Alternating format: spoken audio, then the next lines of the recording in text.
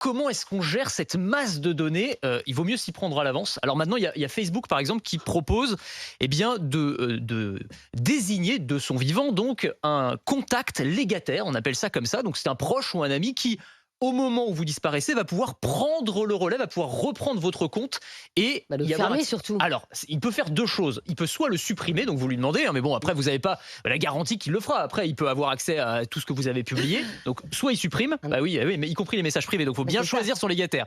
Soit il supprime, soit il transforme votre compte en un espace mémorial. Facebook permet ça maintenant, c'est-à-dire que c'est plus un compte normal. Vous avez le petit en souvenir de. Il y a toujours des photos et c'est un espace d'échange autour de la personne. Et évidemment, la personne va disparaître des algorithmes de proposition de nouveaux amis ou de fêter la date. Non, mais attendez, vous rigolez. Mais ça, pendant des années, c'était ça. C'est-à-dire qu'on vous proposait de souhaiter l'anniversaire d'une personne qui était morte ou vous ne voulez pas l'ajouter comme amie alors qu'elle était décédée depuis 2 ans, quoi. Donc c'est un petit peu problématique. D'où l'intérêt, évidemment, de s'y prendre à l'avance. Évidemment, on ne sait pas forcément quand on va mourir, mais enfin, quand on peut y penser, c'est pas mal quand même.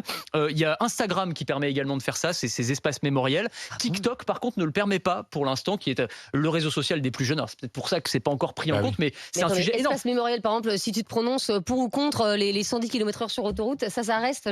Ah bah oui, après il y a tout votre historique évidemment qui. Alors après la personne, non mais la personne qui reprend. Faut que tu fasses le ménage. Oui voilà, c'est ça. La personne peut aussi faire le ménage et garder juste un certain nombre de photos. Tes pauvres photos. vannes que tu mets pendant un match de foot. C'est ça.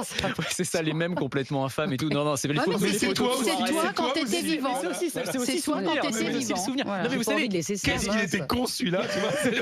Il y a des études qui montrent quand même que les réseaux sociaux, les Facebook, Instagram, etc., ça va devenir les plus grands cimetières du monde. C'est-à-dire au fil des années, il va y avoir plus de morts que de vivants. Et ça va être ça va être une gigantesque base de données qu'il va falloir gérer, continuer à gérer. Alors ça, c'est pour les réseaux sociaux. Mais comment ça se passe pour toutes les données qu'on a stockées sur nos téléphones? Alors c'est pire, c'est encore plus délicat parce que les téléphones, c'est des coffres-forts numériques. C'est-à-dire qu'aujourd'hui, vous disparaissez, moi je meurs, vous récupérez mon téléphone, vous pouvez pas l'allumer. Il y a la reconnaissance faciale, il y a des empreintes digitales, donc c'est très très compliqué. Donc depuis quelques mois, alors Apple, les possesseurs d'iPhone ont un petit avantage là-dessus, permet là aussi de désigner un contact légataire qui, si vous décédez et que vous envoyez un certificat de décès, eh bien va avoir accès à un certain nombre d'informations du téléphone. Mais pas les tout. messages. Alors les notes photos. personnelles, les photos, mais pas en revanche tout ce qui est par exemple les mots de passe. Alors c'est pour les informations bancaires par exemple. Bah oui, mais bon, c'est quand même voilà, les contenus non plus. Alors par exemple, si vous avez téléchargé de la musique ou des films ou des séries, vous ne pouvez pas les léguer. Personne ne peut en hériter. Vous les achetez et après c'est terminé. Et d'ailleurs, il y a une histoire, c'est vous qui m'avez raconté ça. D'ailleurs, je rends à César ce qui est à César.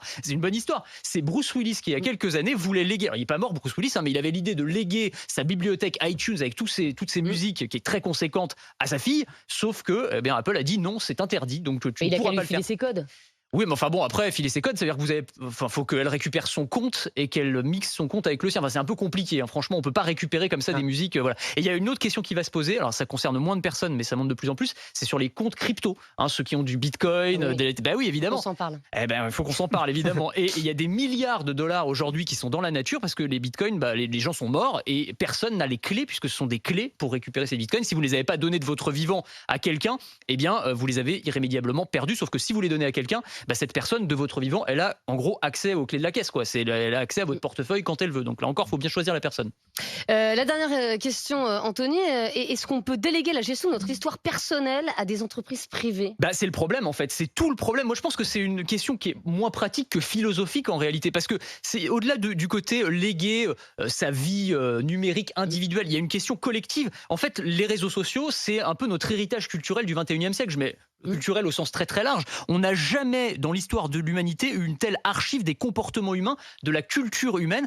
Est-ce qu'on peut déléguer ça, cette partie de notre histoire, à des entreprises privées qui peuvent en faire ce qu'ils veulent? C'est-à-dire que Facebook demain, s'ils disent il y a des centaines de millions de personnes qui sont mortes et qui restent sur mes serveurs, je les supprime et puis on arrête. En fait, ça fait partie de notre histoire commune. Et à tel point d'ailleurs que Twitter, par exemple, a légué une partie des tweets, des centaines de millions de messages à la bibliothèque du Congrès aux États-Unis. Donc toutes les bêtises que vous écrivez sur Twitter, ça fait partie aujourd'hui de l'histoire commune de l'humanité et c'est archivé en tant que tel. C'est quand même assez vertigineux. Ouais, mais c'est pas idiot.